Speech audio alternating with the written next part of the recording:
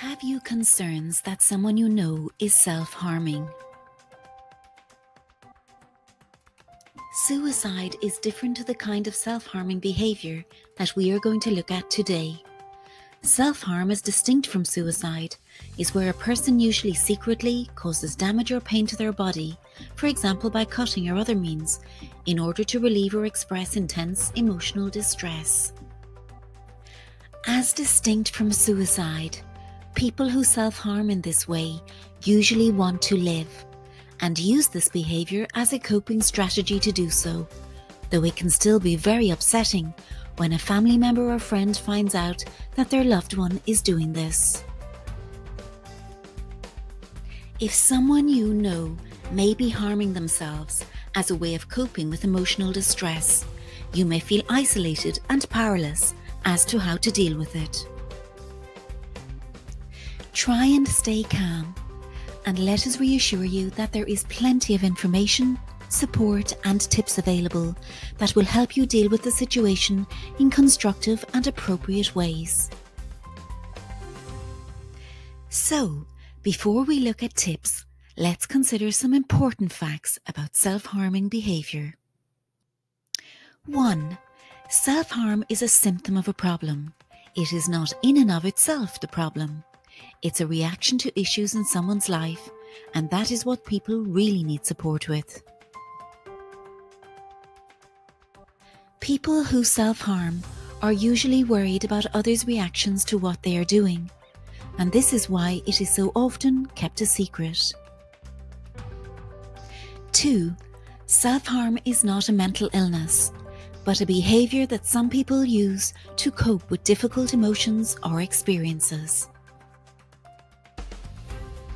Most of us have little difficulty in expressing emotions like anger, pain or hurt, but for the person who self-harms in this way, for whatever reason, certain emotions are not allowed or permitted. In some homes, for example, strong emotions like anger or distress are not allowed or expressed, and these can then become internalized and in turn be released by cutting or some other self-harming behaviour. 3. Despite what many people think, people who self-harm in this way don't usually want to die, but it is a way they use to release pent-up feelings of distress, hurt and anger. All sorts of people self-injure, some as a form of self-punishment, and others as a way of actively putting their pain outside of them, where it is more tangible and easier to cope with. However, while self-harm is usually not a suicide attempt, there is evidence that people who do self-harm are at a greater risk of suicide than the general public, so don't ever dismiss it as attention-seeking or manipulation. 4. Underlying issues can vary widely, from relationship problems to exam stress to low self-esteem and self-worth.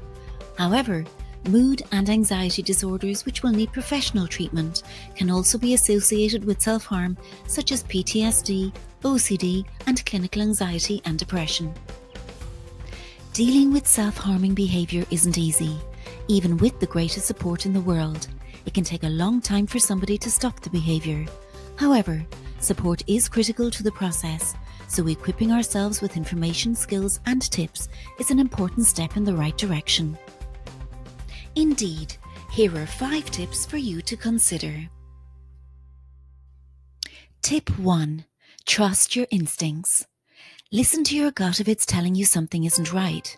However, don't go barging in with your suspicions, but be alert to any warning signs that may be present, for example cuts, scratches or open wounds.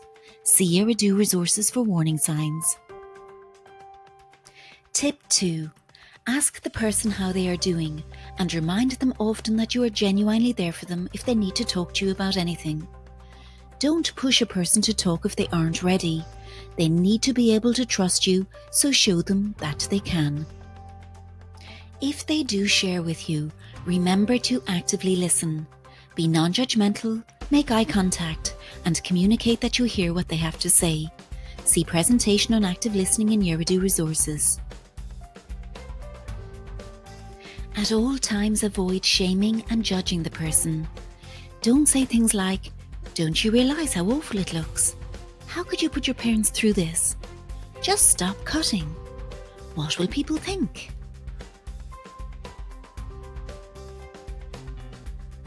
The person is struggling enough as it is and is overwhelmed with feelings of guilt and shame. So be very careful that you don't add to their distress with your reactions and comments. Tip 3. If you have seen unexplained marks or wounds on their body, you may decide to directly ask them about it. Make sure your voice demonstrates compassion and care and not inquisition. Remember, what they need most is patience and support while they learn to understand their emotions and how to deal with them appropriately. A tip: ask what you can do to help. It is good to offer suggestions, but avoid demanding that they do what you want them to do. If appropriate, do make them aware of options they have. For example, seeing a therapist, going to a support group, calling a phone line, or attending a dedicated service, but be respectful. It's worthwhile to find out what dedicated services exist in your area, though always ask a person's permission before contacting the agency on their behalf. And don't be afraid to offer to go to the appointment with them. It could make the difference between them going or not. 4. Give the person room to breathe. While it may be understandable to try and intervene by hiding sharp implements, like razors, knives and thumbtacks, it can be counterproductive. If the person wants to self-harm, they will find a way to do so, and your behaviour may lead to more hurt, which only adds to their distress. Also, don't immediately start talking about doctors, hospitals and psychiatrists, unless the person is in imminent danger and needs medical assistance now. And avoid threats like, "If you do this again, I'm bringing you to hospital." Their biggest fear can be that they'll be hospitalised, so avoid adding more stress at a time when they so badly need your support. Tip 5. In most cases of self-harm, immediate medical attention won't be needed. However, accidents can happen as people cut, so it is useful to learn basic first aid so you will know what to do if you do come across someone who needs to be treated. Keep a calm head. Focus on treating the wound. If it is a bad cut, put pressure on it and if possible, keep it above the level of the heart. If it's a burn, run it under cold water for between 20 and 30 minutes. And if it's a moderate to severe burn, you can cover it loosely in cling film to protect it. Put the cling film in a layer over the burn rather than wrapping it around a limb. You can leave this on till they get seen by a nurse or a doctor. Unfortunately, when self-harming, sometimes accidents can happen and arteries can be cut. So if there is significant blood loss, it's best to call an ambulance.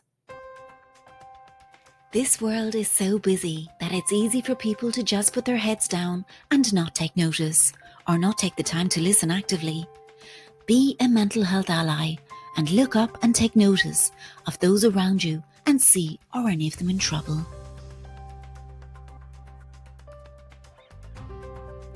Equip yourself and know what you can do to make a real difference with the team at Geradoo.